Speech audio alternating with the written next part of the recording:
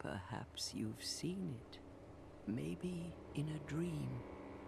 A murky, forgotten land. Hello there, Sir from 17 once again. This is my Dark Souls 2 blind playthrough, and this is more post-commentary. I could have sworn that I'd already done this, but apparently I'm either losing my mind or I'm not saving my files correctly, which there's a good chance of both, really. But this is the Undead Crypt. We're already pretty much balls deep in it. As you can see, I've died in this room, the room of endlessly spawning zombie guys and the statues that spawn those interesting Ladian pyromancers, which is what this one is right here, and it's introducing me to the concept of it has a 3-hit combo with a poke on the end, which is an amazing reach, and it kills me pretty quickly. And it's a funny area, this, because I like it a lot, but there are a certain amount of things in it I disagree with. And one of them is that combo, probably. The pyromancers, considering that they're meant to be spell-focused enemies, they're probably some of the most dangerous melee characters in the game, as you just witnessed. And they attack so quickly, it just seems a little bit unfair sometimes.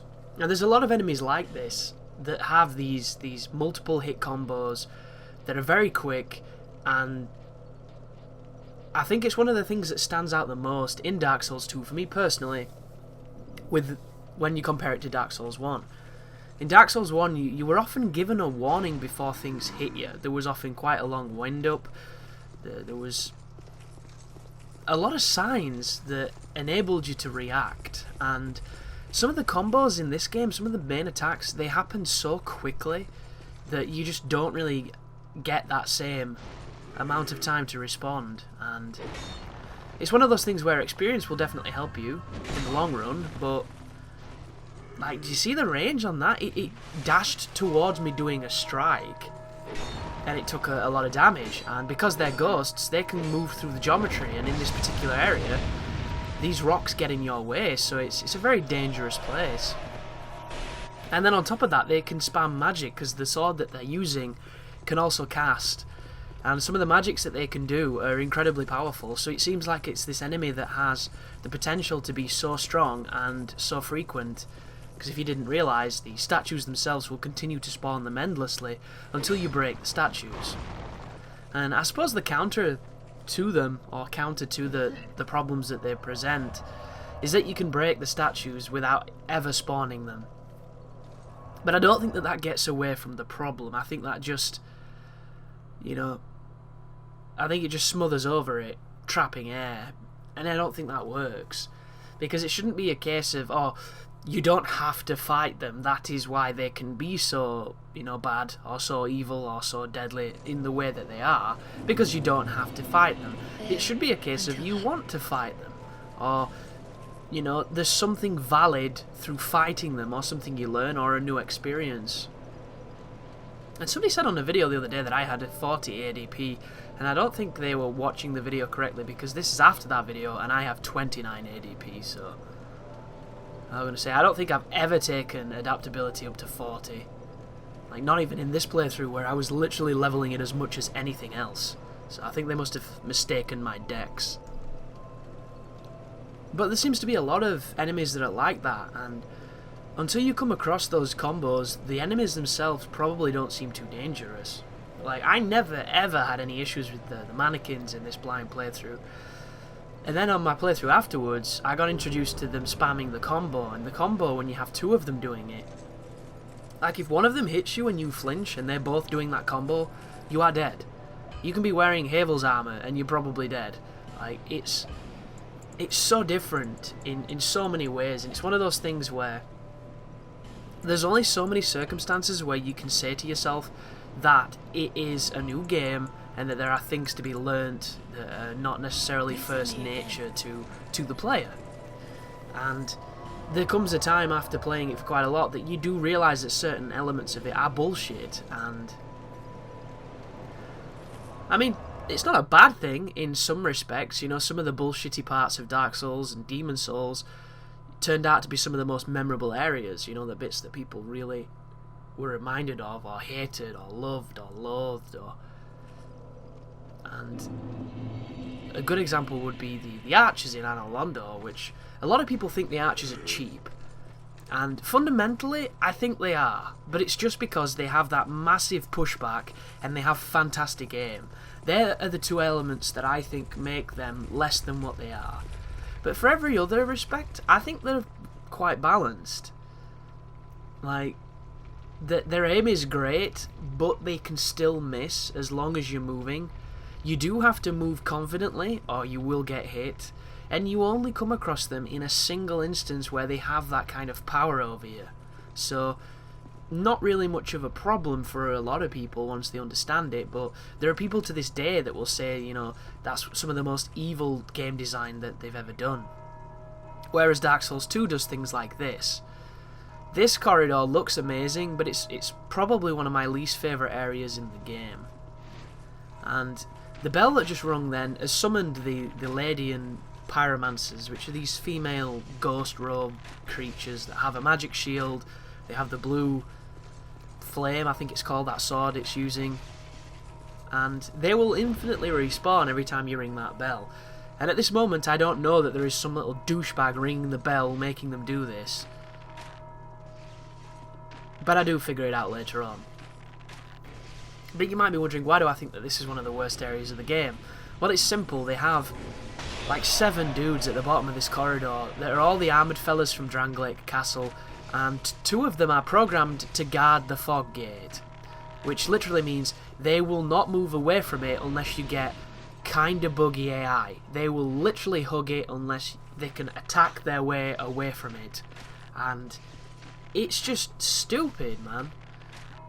I have no idea why they did this. Vestalt, who is on the other side of that boss fog, is one of my favourite bosses on the game. He's a boss who's got far too much range and hits you for some severe damage, but he's fair. You know, he's a big guy, he's got very deliberate attacks.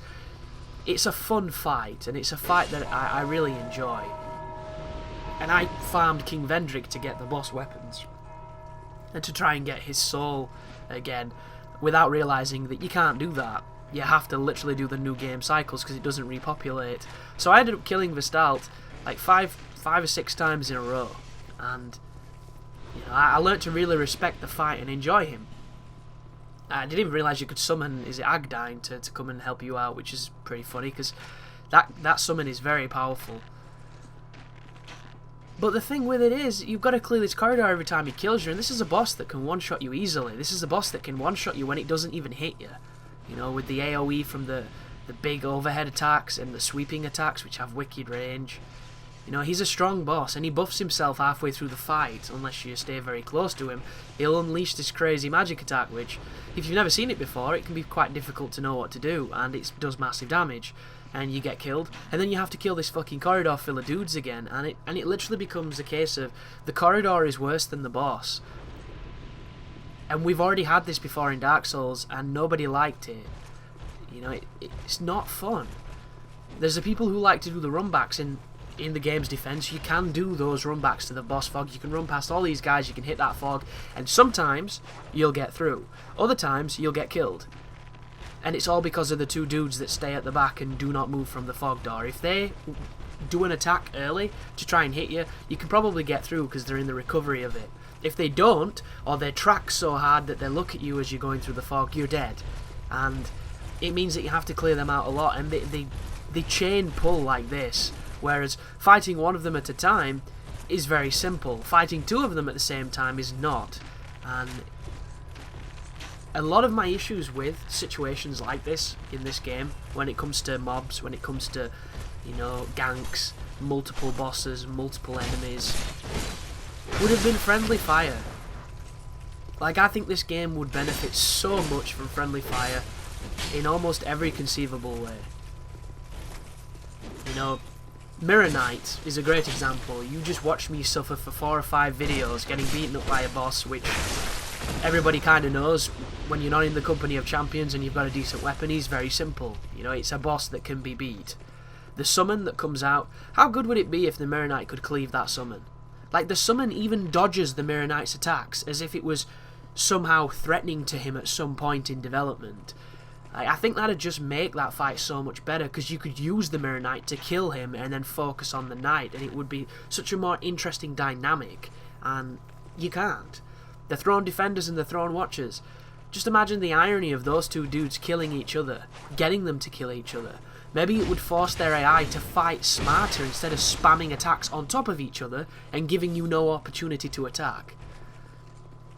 Like, there's so many just moments. A great one would be the New Game Plus Pyromancers against Lost Sinner. Just imagine if the Sinner got hit by the flame and, you know, it took half his life bar, or her life bar. Or the Flexile Sentry, which has those ridiculous suspicious shadows. You know, the shadows start attacking you, they guard break you, and then the Flexile comes and instant kills both of them and knocks you on the ground and takes half your life. It could have had these really interesting and amazing flashpoint moments that you just won't get because everybody's just fucking killing you. And the game is designed in such a way that it is essentially against you in every situation. And this corridor is just one of those opportunities where it really heightens a lot of the things that don't make Dark Souls or any Souls game that much fun. Like, a good example in Demon Souls of this corridor would be the Shrine of Storms. Between the Adjudicator and the Old Hero is a gauntlet of dudes, and if you come there later on when you're equipped, you'll probably have no issue. If you come there with, I think it's a full magic blocking shield, like off of Garl Vinland, you'll probably be fine. But if you go there level 1, and you get to the point where there's those dudes doing the eye laser, which is incredibly tricky to evade on those really thin platforms, that thing one-shots you. It one-shots you through your shield, it one-shots you through geometry. It's very, very powerful. And those enemies respawn because they continue to respawn until you kill the Reaper, because he's spawning them. And the Reaper, if you get too close to him, he can do soul magic to you, which hurts a lot, and he can do massive damage too. And there's a ton of them. There's a big old corridor of them, and don't get me wrong, they're kind of stupid, they're kind of laboured, and they're easy to dodge and counter, aside from the, you know, aforementioned laser.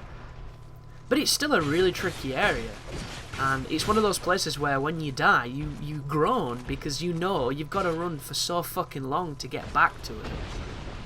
And it involves, you know, dropping down, off, running, you know, running forward, dropping, running through past that dude, that grave robber guy, dropping down, running past there, doing that side bit with all those bullshit skeletons and the stupid flying manta ray things, and then all the dudes again that killed you previously, and then finally you get past it, and then the boss kills you and you've got to do it all again, and you're just kind of like, this is fucking stupid. You know, why is it like this? And that's just Demon Souls being Demon Souls at that point. You know, there should have been a shortcut. That game develops some very, very interesting shortcuts, but it doesn't use them in the levels that really need them, because it's just a gauntlet. It's an unnecessary gauntlet. Which is the reason why bonfires became a thing in Dark Souls, and bonfires alleviated a lot of the stress, but not all of it, and you still have those gauntlet moments. You know, the kiln is a great example. If you don't run through the kiln and you don't know how to parry, and you don't know how to backstab, which is probably impossible by that state, fighting Black Knights is tough. You know, it's not in the tier of this where it's annoying, but there's still enough dudes in that place to make you really wish there wasn't. Like, if you don't have a good path through New Londo, getting to the Four Kings past the Dark Wraiths is very dangerous.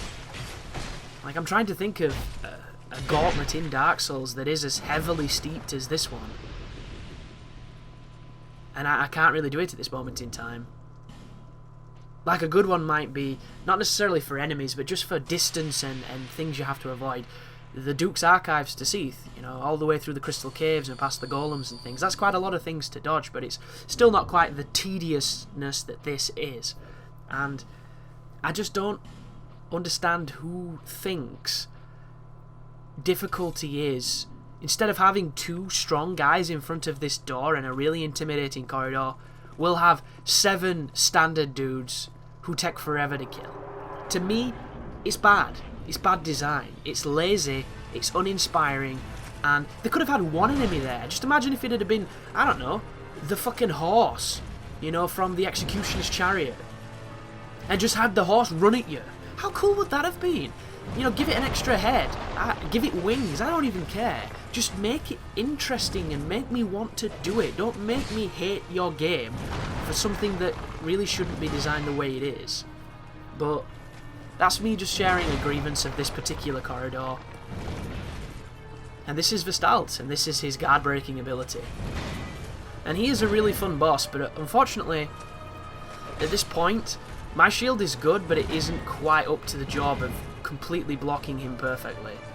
You know, he does a lot of poise crush, and for the most, avoiding him with rolls is pretty simple, except for things like that where I was a little bit early on my roll and he caught me in frames, which, once again, the hit detection and the hitboxes on this game is very questionable. Same with that one. The amount of times you can get hit on the backswing of that attack, because it has some wicked phantom range. These ones are great examples too of hits that really can catch you off guard. And he follows that up with a swing. There it is, big swing as well. Something to note here too is when you stand behind him, he does this counter standing behind him swing. You might see it here. There you go. It's very fast, and he can follow it up with that, which is a kill blow if you're stunned. But rapiers work fantastic against this guy because he's armoured, and the rapiers do extra damage against this kind of armoured foe. So if you've got like the Espada Ropera, fantastic weapon here, especially if you can buff it, get some quick damage off on him. The maces do work okay against this particular boss. You can break his poise quite easily, but I don't think you can break the buff for some reason. And I've really tried. You know, I've hit him for 160, 180 poise crush, and he's still been able to do that silly cast. So not too sure what that's about. But I like this character a lot. A lot of people are calling him like a bargain bin Garl Vinland, because he's obviously the Garl Vinland slash Paladin Leroy equivalent in this game, as I get wiped out there by the double swing. But I think I like this guy better than both of them. I like the story of Garl, and I like the lore and everything around Garl much better. But Vestalt, to me, just something about him, he reminds me of Ra, or Rao, however you pronounce his name, from Fist of the North Star, when he's masquerading as the Conqueror, as Kenno on that giant horse with the big horns. He just reminds me of that dude, because he was always much bigger than Kenshiro in all respects for some strange reason. Like, they were both human, but for some reason he was 9 million feet taller than everyone. His fists were the size of like Volkswagens. Just crazy. But thank you for watching, guys. I do apologise that it was post commentary, but getting very close now to the completion of this playthrough, and yeah, look forward to it, because a lot of people will miss it when it's gone. A lot of people would be grateful to see it go.